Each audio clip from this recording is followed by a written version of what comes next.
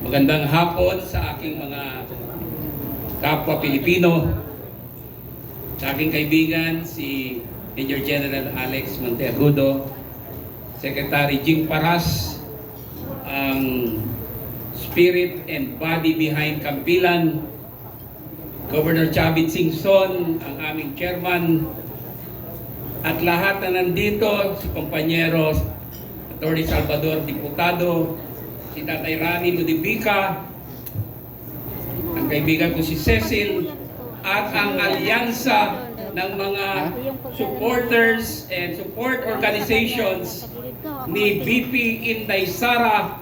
Magandang hapon po sa inyong lahat. Tayo po ay in the middle of a political and economic crisis of unimaginable proportion. In my years as a lawyer and as an anti-corruption commissioner, I have not seen corruption at its worst, too damaging to the lives and future of Filipinos and the Republic of the Philippines as now. Sobra na, tama na, alisin na. Tayo po ang people power, and I invoke Article 2, Section 1 of our Constitution that states in part, sovereignty resides in the people and all government authority emanates from them. Wala na po tayong ibang solusyon. We are a failed state.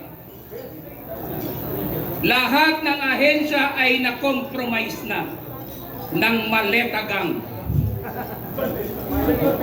Ang bago nilang target na naman, ang ating pinakamamahal na Vice Presidente, Inday Sara Duterte, sa mga gawa-gawa nilang kwento at ebidensya kuno sa House Committee on Justice. Napakawalang hiya itong mga taong ito. Ayaw pa imbestiga sa mali-malitang kickbacks na umabot ng 805 billion pesos. Sinisira nila ang kredibilidad ng 18 na mga sundalo, the Brave 18, para ilihis ang issue at makatakas sila. Sa tingin nyo, makakatakas sila sa atin? Hindi tanga ang Pilipino. I challenge Malacanang and Congress. Kung kayo ay malinis at walang kasalanan, you submit yourselves to investigation.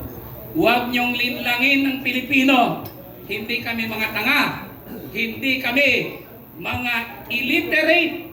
Hindi kami, sa tingin nyo, mga bata na kaya nyong linlangin by giving them ayuda o lollipop. Hindi kami papayag. We have won EDSA 1 and EDSA 2 through peaceful means. Dalawang presidente na po ang napatanggal natin. Eh bakit hindi mapatanggal ang pangatlo? Kung gusto natin. Kung gusto natin. I challenge Senator Lacson and the Senate Blue Ribbon Committee to give the 18 soldiers a chance to articulate their allegations ng mali-malitang kickbacks na diniliver nila sa ilang mga opisyales ng gobyerno, to include the President of the Republic of the Philippines na nasa New York ngayon. Kung kayo ay walang kasalanan, Mr. President, you should be the first one to voluntarily submit yourself to inquiry kahit video conferencing kung ayaw nyo mag-personal presence. I challenge the senators of the Republic, hindi naman lahat sila ay naambunan. Those na isinasangkot, submit yourselves to investigation. Sa House, hindi naman lahat ng mga kongresista ay sangkot o sinasangkot.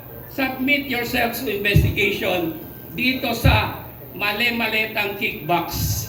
Maawa kayo sa ating republika, sa inyong mga anak, sa ating mga apo, sa ating bayan.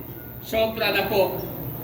Baksak ang ekonomiya, baksak ang piso, wala nang investor confidence, wala nang tiwala sa atin because you're trying to cover up. It's a big cover up, Mr. President. Please, as leader of this country, kung may konsensya po kayo, tell your allies in Congress to open the investigation at lahat ng isinasangkot, they should submit themselves to investigation. Nagtatag nga kayo ng ICI, bakit ngayon pinipigilan ng inyong mga kaalyado ang masusing investigasyon dito sa alegasyon ng 18 soldiers? You cannot cover this up. Alam na po ng buong bansa ang nangyayari sa atin. So please, in the spirit of solidarity and transparency, please tell your people, including yourself, submit yourselves to investigation. Tayo po ang people power, tayo po ang pinakamataas na entity sa Estado ng Pilipinas. We are the body politic. Hindi po tayo basta-basta lamang linlangin ng mga kurakot. Kung ayaw nyo ng investigasyon, magbitiw kayo sa pwesto ninyo. Huwag kayong paek-ek dyan. Kinakasuhan nyo ang 18 mga sundalo.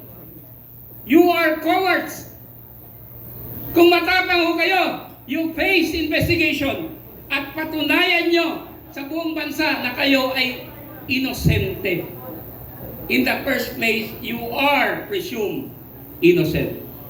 Filing cases against the soldiers, ordinary soldiers, wala na nga po sila sa serbisyo. Hindi ba kayo naawa sa kanila? Ano bang magiging nila dito kung magsinungaling sila?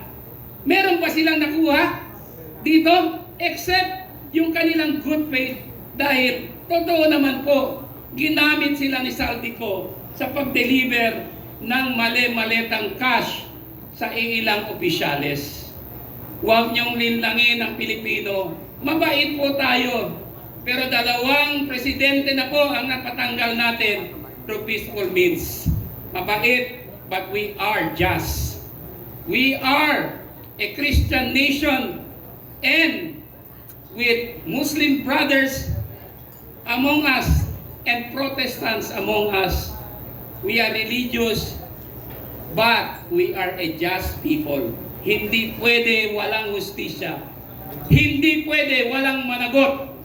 Hindi pwedeng ganito na lang. Otherwise, lahat tayo ay lulubog. Maraming salamat! Tayo ang people power! Mabuhay ang Pilipinas! Mabuhay si VP Sara Duterte! Mabuhay si Tatay Digong!